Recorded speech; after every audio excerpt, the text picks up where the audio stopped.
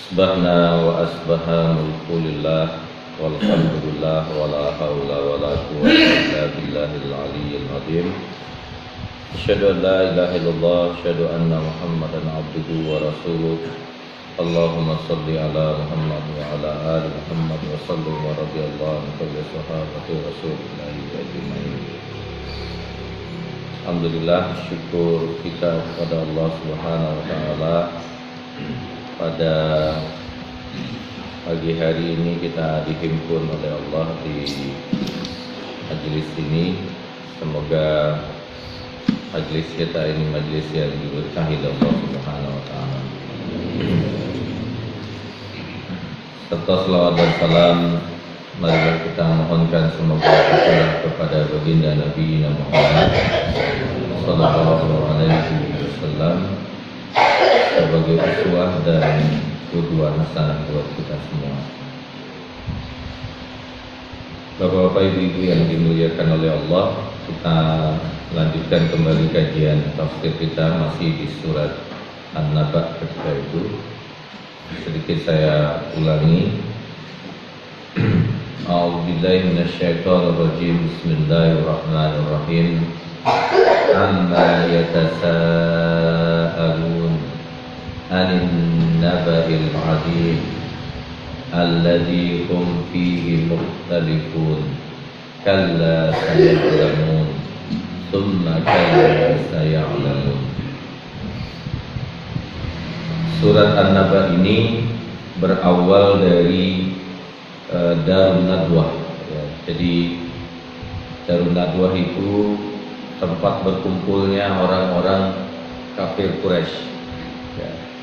Mereka biasanya bermusyawarah. Jadi kalau panjenengan melihat ada makom Ibrahim di sekitar Ka'bah, itu di belakangnya itu namanya Darun Nadwah ya, kumpul-kumpulnya Abu Lahab, Utbah ya, pemuka-pemuka kafir Quraisy ya. Jadi termasuk ketika Nabi Muhammad SAW akan melaksanakan haji dan umroh, itu kan biasa mereka berkumpul di sana sambil mengejek-ejek Nabi Muhammad SAW. Termasuk kenapa kita laki-laki di 3 putaran pertama di tawaf itu diminta untuk berlari-lari kecil. Itu sebenarnya cara Rasulullah SAW untuk tidak sampai sahabat Nabi itu mendengar ejekan orang-orang kafir Quraisy. Nah, termasuk syariat yang kedua, kenapa kita tawaf membuka sisi sebelah kanan kita ini? Kenapa disyariatkan seperti itu? Karena Nabi Muhammad SAW mendengar dari Darun Nadwah itu Muhammad itu menutup pakaian mereka masuk ke kota Mekah ini dengan membawa penyakit. Untuk menunjukkan tidak ada penyakit di tubuhnya para sahabat itu, maka Rasulullah SAW meminta para sahabat ketika tawaf untuk membuka sisi sebelah bahu sebelah kanannya. Saking gitunya Pak. Jadi banyak syariat itu ya, di antara 2 yang saya sebut tadi itu karena ejekan orang-orang kafir Quraisy. Nah, sama dengan surat An-Naba ini. An-Naba ini pun berawal dari omongan mereka yang tidak enak kepada baginda Muhammad. Muhammad itu katanya datang mengejek agama kita. Muhammad itu datang membawa sihir kepada kita.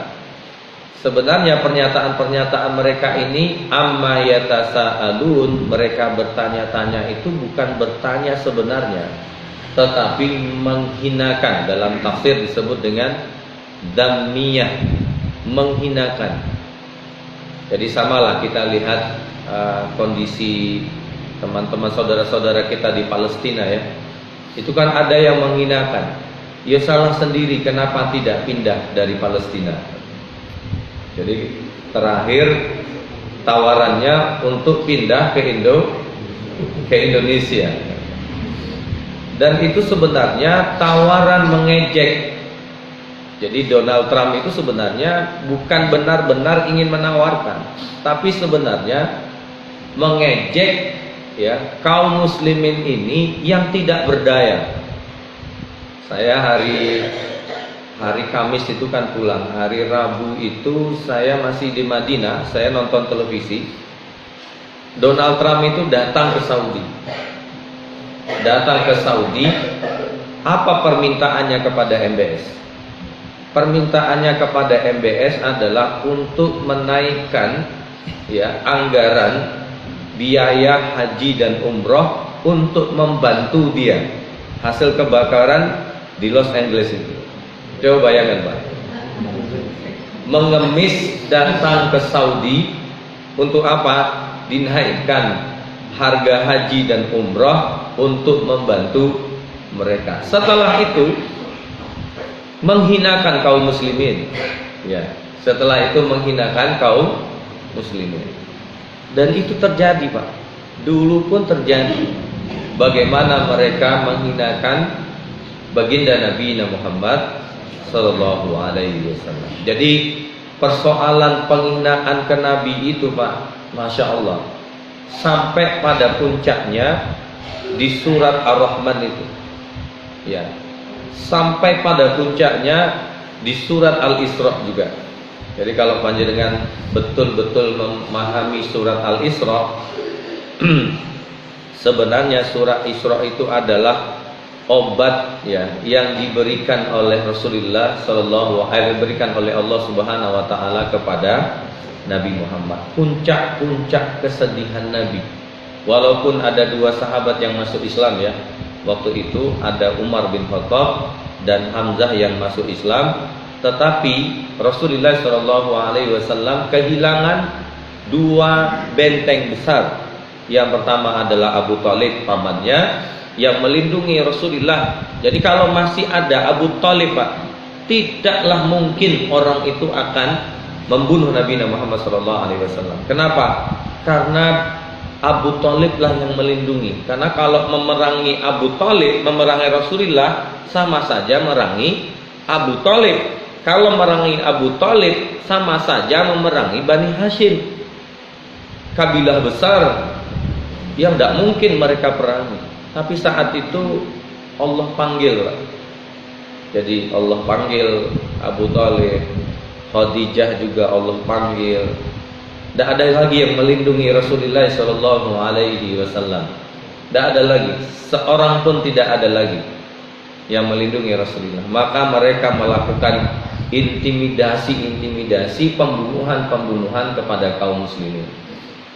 Maka saat itulah perintah datang oleh Allah untuk dakwah ke Taif. Sampai di Taif selama berapa 5 mil lamanya Rasulullah itu dilempari dengan batu. Dan kita ingat doa Nabi yang paling terkenal namanya doa al-mustada'afin. Ya Rabb, Rabbul mustada'afin, kata Allah, kata Rasulullah SAW, ya Tuhan, Engkau Tuhan yang memiliki apa? Tuhan manusia yang lemah. Maksudnya beliau ini, aku ini lemah, tidak ada. Aku ini gagal di dalam dakwah ini ya Allah. Di Mekah tidak diterima, di Taif tidak diterima. Apa yang Engkau inginkan ya Allah? Istriku Engkau ambil, pamanku Engkau ambil, kaum muslimin Engkau dihinakan dan dibunuh oleh orang-orang kafir Quraisy ya. Rasanya Pak, untuk pulang ke kota Mekah itu wajah Rasulullah itu tidak punya wajah, tidak punya tempat. Mau pulang kemana gitu kan? Kadang apakah kita juga pernah merasakan gitu? Mau pulang kemana, wajah itu mau ditaruh di mana? Rasulullah mengalami hal itu. Rasanya di atas tidak ada, di samping tidak ada. Saat itulah Rasulullah SAW sholat 2 rakaat. Nah ini gambaran sirah yang diajarkan kepada Nabi kepada kita. Kalau tidak ada tempat kita untuk mengadu, maka sholatlah 2 rakaat. Nah, di saat Nabi sedang sholat 2 rakaat ini, bacaan Nabi itu didengar oleh sekelompok nafarun minal jin. Makanya nanti surat jin itu ada sekelompok jin yang akhirnya mendengar ayat-ayat Nabi, ayat-ayat Allah yang dibaca oleh Nabi, dan akhirnya mereka masuk Islam. Ini kabar gembira oleh Allah kepada Nabi Muhammad. Kenapa? Jin saja yang makhluk yang tidak lebih mulia daripada manusia, ketika mendengarkan Al-Quran ternyata diberikan hidayah oleh Allah Subhanahu wa Ta'ala. Apalagi manusia. Jadi Pak, frekuensi kita dengan Al-Quran itu sama. Jadi kalau mungkin panjenengan, kenapa berbuka puasa itu kita disunahkan makan kurma? Karena cara mengasupan yang masuk ketika kita makan kurma masuk ke tubuh kita itu lebih cepat diolahnya, karena satu frekuensi. Tapi kalau tidak satu frekuensi, lama prosesnya. Nah, Al-Quran itu sama Allah berikan kepada manusia. Nah, amma yatasaalun. Amma itu dari kata an, yang kedua ma. Nah, untuk bacanya cepat, orang-orang Arab dahulu membacanya amma. Tentang apa? Amma yatasaalun. Tentang apa mereka bertanya-tanya. Pertanyaannya bukan bertanya-tanya, Pak, tapi ingin menghinakan Nabi, ngejek. Apalah itu? Ya, pagar di Banten itu. Ya, pagar laut di Banten itu. Ya, itu kan tidak ada. Ternyata sudah dijual.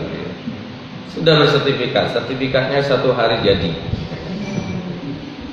Kan sebenarnya hanya menghina-hinakan. Ya, meme-meme yang ada di Facebook itu kan sebenarnya ingin ngejek kasus yang ada di Banten itu. Ya, kasus di Banten itu. Amma yatasaalun. Tapi perihalnya, Pak, yang berat adalah yang mereka hinakan ini bukan orang sembarangan. Yang mereka hinakan ini adalah Rasulullah sallallahu alaihi wasallam. Ini yang jadi masalah. Jadi kalau kita ada orang yang menghinakan agama ini, sama saja menghinakan siapa? Menghinakan Rasulullah sallallahu alaihi wasallam. Kalau hanya kita yang dihina, Pak, tidak ada apa-apanya kita ini. Ya, kalau ada orang yang bicara tentang harga diri, kita ini tidak ada apa-apanya dibandingkan dengan Nabi Muhammad sallallahu alaihi wasallam. Apalagi yang dihinakan itu kan Nabi. Anin naba'il adzim. Naba itu berita besar. Jadi naba itu dalam bahasa Arabnya ada khobar, ada naba. Nah, berita yang pembawa berita ini namanya Nabi, sedangkan beritanya itu namanya naba. Lalu disifati dengan al-azim, berarti kan beritanya itu memang bukan sederhana, tetapi sesuatu yang sangat maha dahsyat. Maka kita ini, Pak, jadi saya ingin cerita sedikit. Saya baca semalam, karena kemarin dari jam 10 kita ada rapat. Saya ada rapat dengan Prof. Tulus di Jogja sampai mendekati asar. Setelah itu ngantarin beberapa asatid ke bandara dan ke ini. Nah, ketika kita diskusi tentang Al-Quran itu, ada satu hal yang muncul dalam diskusi itu. Kenapa kita meremehkan akhirat? Ya, kenapa kita meremehkan barzakh? Jangankan sampai di sana, Pak. Sampai kepada titik, ya, pada titik kita akan dipanggil oleh malaikat maut saja itu sudah sangat dahsyatnya. Sampai malaikat maut itu datang. Makanya Aisyah itu kan pernah bertanya ke Rasulullah Shallallahu Alaihi Wasallam. Apa kata Aisyah ke Rasulullah? Rasulullah, apa maksud hadismu yang menyatakan bahwa mereka yang merindukanku, aku pun merindukannya. Siapa yang membenciku, aku pun membencinya. Apa maksud hadis itu ya Rasulullah? Kata Aisyah ketika Rasulullah pulang ke rumah Aisyah, lalu ditanya oleh Aisyah, begini wahai Aisyah, bukan begitu maksudnya. Apakah orang yang khawatir dengan kematian itu sesuatu yang dilarang ya Rasulullah? Bukan begitu hai Aisyah, kata Rasulullah. Apa maksudnya? Kata Aisyah, begini. Nah, ini keluarga yang unik, Pak. Istri, jadi dialektikanya itu, dialog-dialog di rumah itu, dialog-dialog apa? Dialog-dialog akhirat. Dialog-dialog akhirat. Apa maksudnya ya Rasulullah? Begini kata Rasulullah. Orang akan naza itu, jadi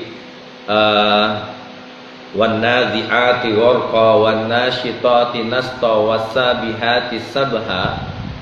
Begini kata Rasulullah. Jadi malaikat itu datang, ketika datang pencabut nyawa itu akan menunjukkan semua amal kita. Amal-amal kita Allah akan tunjukkan lewat malaikat ini. Maka amal-amalan kebaikan manusia itu yang banyak dalam kebaikannya, maka dia Allah tunjukkan amal-amal itu sehingga apa? Dia merindukan untuk segera pulang. Jadi begitu, Pak. Jadi ketika dia merindukan ingin cepat ke Allah Subhanahu wa taala, Allah pun merindukannya. Sedangkan ada orang yang meraung ya Pak ketika nazak itu, nah itu mereka menolak untuk pulang. Kenapa? Amalnya belum cukup, pingin kembali lagi. Nah, makanya kalau hadis yang berbicara tentang kenapa kita qiyamul lail, kenapa tahajud, pertanyaan saya kan begitu.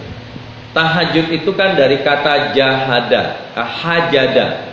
Hajada itu artinya orang yang, ini air ya Pak. Jadi kalau suami ibu-ibu nggak bangun-bangun di malam hari, wah itu namanya hajada.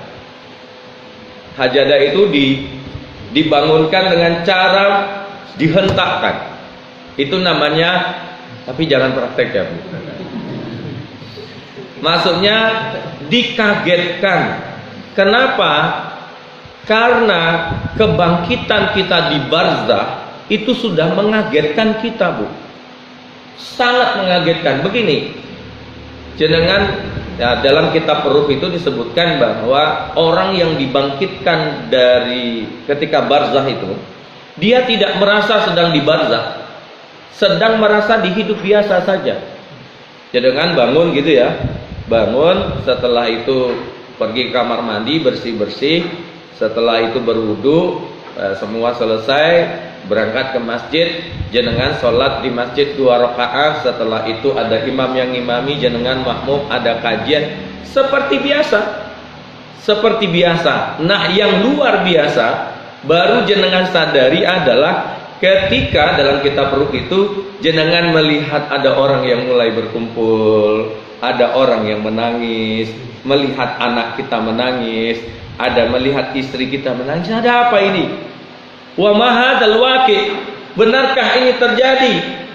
Apakah benar ini adalah hari di mana Allah tetapkan terpisahnya kehidupan ini? Baru kita sadar, Pak, ternyata kita sudah tidak ada. Jadi kematian itu ya ketika sudah masuk ke barzah, bukan di nazi'ati gharqa tadi ya, itu baru sadar kita ketika kita benar-benar melihat mayat kita itu dihamparkan. Ya, dihamparkan. Ada orang, Ustadz, berarti mayat itu melihat siapa yang menangis, siapa yang merasa alhamdulillah ya Allah cepat mati. Akan kita lihat itu, akan itu mengagetkan, sesuatu yang mengagetkan. Jadi karena kemarin itu daurah Quran, jadi salah satu syekh ini bilang gini, apa kata beliau? Di zaman Nabi Soleh itu ada seorang perempuan yang meratapi anak gadisnya yang meninggal. Tadi lewat, ada orang lewat, lalu ditanya. Nabi Soleh ini tanya kepada ibu ini, kenapa engkau menangis? Lah, anakku ini masih muda, sudah meninggal, kata ibu ini. Ditanya oleh Nabi Soleh, memang umurnya berapa? Kata Nabi Soleh, ya sudah 300 tahun. Zaman Nabi Soleh itu Pak, umur 300 tahun itu ya seperti kita 17-20-an lah ya. Jadi kalau kita 60 tahun, Nabi Soleh itu tertawa dia. Hah? Katanya 300 tahun. Kamu tahu nanti ada umat yang umurnya hanya baina sitin ila sab'in. Umur umatnya itu hanya 60 sampai 70 tahun. Apa kata wanita ini? Kalau umurku hanya sekedar 50, 60 tahun, 70 tahun, aku tidak akan melepaskan sujudku kepada Allah Subhanahu wa taala. Coba menurut mereka Pak, 60 tahun itu kan hanya sekedar untuk sujud kan? Hanya sekedar untuk sujud karena panjangnya umur mereka. Maka Allah gantikan dengan tahajud itu Pak. Jangan tahu berapa pahala sholat orang sholat di Masjidil Haram? 100.000, iya kan? Di Madinah, di Masjid Nabawi 10.000. Pertanyaan saya, orang yang menjaga di ribat, ya, orang yang menjaga perbatasan negeri kaum muslimin itu berapa pahalanya? 2 juta berlipat dibandingkan dengan Masjidil Haram. Pertanyaan saya, bagaimana pahala orang yang tahajud? Jauh lebih dahsyat. Maka para ulama mengatakan, kalau hanya sholat fardu, sholat sunnah, orang munafik bisa sholat. Orang munafik bisa sholat. Tapi pertanyaannya, apa ya iso orang munafik itu sholat tahajud? Paling berat. Makanya para ulama menjelaskan bahwa di antara kemuliaan orang yang sholat tahajud adalah syaraful mukmin, dimuliakan oleh Allah Subhanahu wa taala. Wa minal laili fatahajjat bihi nafilatan lak asa ayyab'asaka rabbuka. Ingat, yab'asa rabbuka, yab'asa diikatkan dengan kata Rabb, dibangkitkan dia. Siapa yang membangkitkan? Kemuliaannya Allah yang membangkitkan kemuliaan. Asa ayyab'asa rabbuka maqamam muda. Tidak tanggung-tanggung Pak. Kalau sholat kita di Masjidil Haram, hanya pahala yang kita dapatkan 100.000. Masjid Nabawi 10.000. Tapi orang yang melaksanakan sholat tahajud, itulah yang membedakan kesolehan seseorang.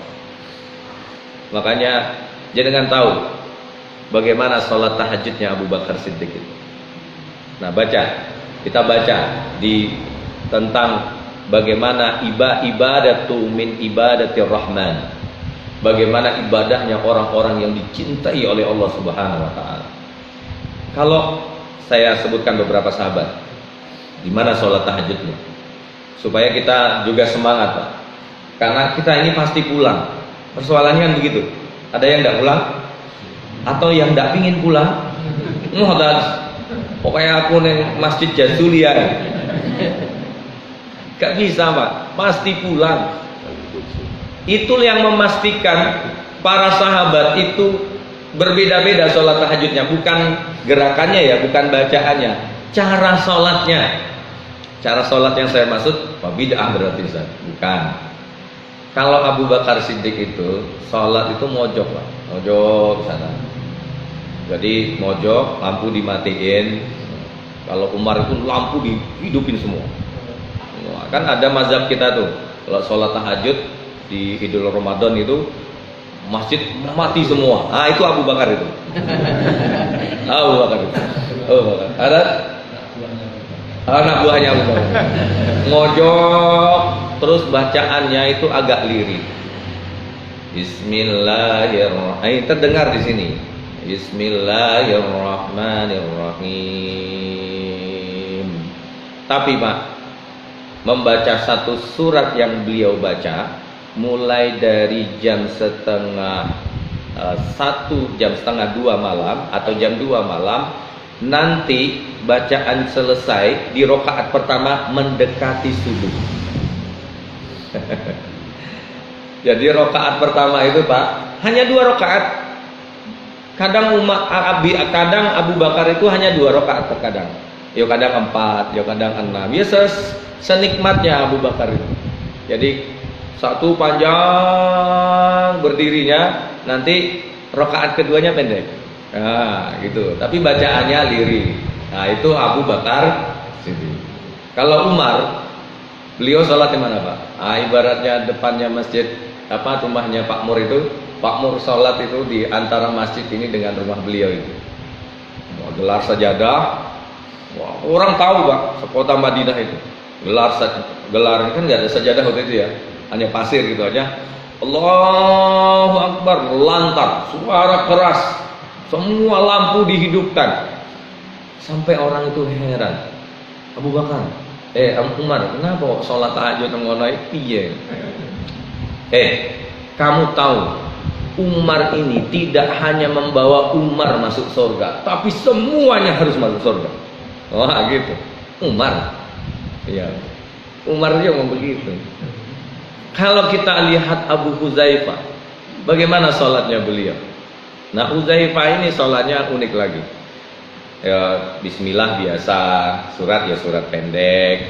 Tapi Pak, kalau sudah sujud, sujud itulah penutup tahajudnya, dan tidak pernah bangkit lagi kecuali 15-20 menit sebelum azan subuh.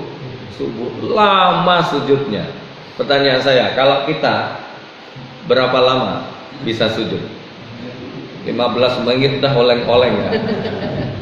Tapi Masya Allah, kalau panjenengan lihat Ali bin Abi Thalib, mantu baginda Nabi Muhammad Sallallahu Alaihi Wasallam, makanya ya memang tidak salah lah ya orang-orang Iran Syiah sana itu memuji Ali bin Abi Thalib, walaupun tentu tidak berbanding dengan Rasulullah Sallallahu Alaihi Wasallam. Ya, Ali adalah seorang mantu sahabat Rasulullah dan juga adalah suami dari Fatimatul Kubra. Fatimah atau Fatimah? Fatimah ya, Fatimah. Ali bin Abi Thalib ini menggabungkan semuanya Pak. Menggabungkan apa yang dilakukan oleh Abu Bakar, menggabungkan apa yang dilakukan oleh Umar bin Khattab, menggabungkan apa yang dilakukan oleh Huzaifah. Yo panjang berdirinya, yo panjang rukuknya, yo panjang sujudnya, ya, dan di depan rumah beliau. Nah, itu tuh Ali bin Abi Thalib. Dan itu semua menghabarkan kita bahwa anin nabail adi, bahwa para sahabat itu mempersiapkan yaumil akhir mereka itu bukan etek-etek, tapi benar-benar untuk mewujudkan kepada kita bahwa akhirat itu nyata dan sangat nyata. Bapak-bapak, ibu-ibu yang dimuliakan oleh Allah Subhanahu wa taala, sebagai penutup, apa yang akhirnya mereka perdebatkan? Allazi hum fihi mukhtalifun. Dalam hal itu mereka berselisih. Masya Allah Pak. Kita ini alhamdulillahnya ada yang berselisih tentang kematian kita? Insya Allah enggak ya Pak. Hanya berselisih saya ini tambah muda atau tambah tua, itu aja kan. Kata istrinya, mas ingat mas sudah tua, sudah 50, 60, 70 tahun. Enggak, kamu masih muda. Ya itu biasalah, ya merasa dan berperasaan gitu ya. Berperasaan masih muda. Karena ada ustadz yang semalam itu yang Ustadz Yuf katanya, biar saya aja yang bawa mobilnya. Tenanan Pak, saya bilang kan. Iya, beliau ini sudah 75 tahun gitu Mas. Terus beberapa menit sudah oleng. Ustaz, biar saya yang bawa. Mobilnya mobil besar. Iya, mobil Alphard gitu kan. Oh, oleng sedikit oleng. Saya bilang, Ustaz, biar saya yang bawa. Kata beliau, saya biasa perjalanan malam, katanya. Iya, tapi mobilmu udah oleng dalam hati saya. Mobilmu udah oleng ini, saya bilang kan. Kan merasa masih muda. Saya ini biasa dulu, iya, umur 40 tahun jangan tanya. Kalau sekarang 76 ya beda lah. Akhirnya menepi, Pak, di pinggir tol itu akhirnya saya yang bawa. Saya yang bawa ngebut 140 ke atas. Terus, nah ini baru anak muda katanya. Nah, jadi ada orang yang berselisih paham dengan hal itu. Masya Allah, berselisih paham tentang sesuatu yang kita imani sudah pasti. Kita ini pasti mati, Pak.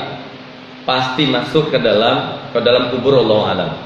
Mungkin ada yang nauzubillah ya, kemarin malam itu ada Fortuner yang di Delopo itu tabrakan dengan Avanza, lari ke kanan, nabrak rumah orang, rumah itu hancur, Pak. Oh, bayangin. Ada lagi yang dokter yang di Madiun itu, ya dokter yang tabrakan ya, nabrak truk, Pak, hancur mobilnya, orangnya keluar dengan selamat. Sampai polisi itu geleng-geleng kepala. Ditanya saat ke dokter itu, dokter, apa amalan dokter? Masya Allah, dokter ini memang orang luar biasa. Memang tidak ada dalam lisannya itu kecuali zikir gitu ya. Insya Allah perjalanannya itu kan, kenapa kita membaca doa safar itu? Ya, subhanalladzi sakhkhara lana hadza wa ma kunna lahu muqrinin wa inna ila rabbina munqalibun. Allahumma ja'al safarana hadza, ya Allah jadikan safarku ini ya Allah birra wa taqwa. Perjalanan ini adalah perjalanan kebaikan dan ketakwaan. Ya, ma tarda. Jauhkan sesuatu yang tidak engkau ridhoi ya Allah. Nah, kadang kan safar kita itu kan ada, kalau bapak-bapak lagi safar itu kan ada pandangannya lurus, ada yang menunduk gitu, godul basar. Tapi kalau lagi nyetir nggak boleh godul basar. Kan bahaya. Ya. Jadi ada orang yang ragu dengan hal itu. Dan perlu saya sampaikan sebagai penutup bahwa ada kesendirian kita yang pasti, Pak. Kalau hari ini kita masih sama-sama, kalau kita kehilangan anak, kita masih ada istri, tapi ada saatnya kita sendiri, benar-benar sendiri. Barzah itu sendiri, Pak. Tidak ada teman. Coba pertanyaan saya, panjenengan istrinya mau masuk ke barzah? Ya nggak bisa juga. Ya pasti sendiri. Di mahsyar dahsyat lagi. Yauma yafirul mar'u min akhi wa ummihi wa abi. Kita juga akan sendiri. Dan kita memikirkan bagaimana kesendirian kita nanti. Itu yang kita pikirkan. Apakah benar kesendirian kita itu penuh dengan amal yang kita bawa, atau kita tidak punya apa-apa yang mungkin kita bisa bawa? Seperti orang-orang munafik itu, mereka minta dikembalikan supaya mereka bisa berinfak. Padahal infak itu adalah amalan ghairu mahdoh. Tapi itu yang mereka minta. Insyaallah, semoga perlahan-perlahan kita terus memperbaiki diri kita, apalagi ini sudah Rajab, Sya'ban ya, Rajab, Sya'ban, Ramadan. Masya Allah, sebentar lagi Ramadan. Semoga Allah sampaikan umur kita ini di bulan Ramadan. Amin ya rabbal alamin. Aku qauli hadza, astaghfirullahaladzim. Assalamualaikum warahmatullahi wabarakatuh.